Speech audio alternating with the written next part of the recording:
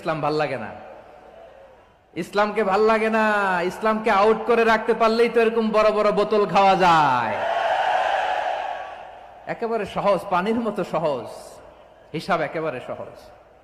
ওমরে ফারুক রাদিয়াল্লাহু তাআলা আনহুর ছেলে ভুল করে মদ পান করে ফেলেছিলেন। আব্দুর রহমান, ঘটনা ঘটেছে মিশরে। মিশরের গভর্নর তখন আমর ইবনুল আস রাদিয়াল্লাহু তাআলা আনহু।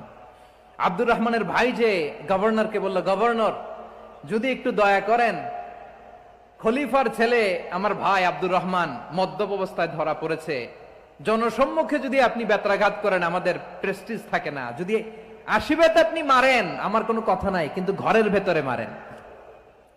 আব্দুর রহমানের ভাইয়ের সুপারিশ শুনে সাইয়েদনা আমর ইবনুল আস রাদিয়াল্লাহু তাআলা আনহু রাজি হয়ে গেলেন। ঘরের ভেতরে লোকচক্ষুর আড়ালে আশীর্বাদ তিনি মানলেন। কিন্তু ঘটনাক্রমে এই কথা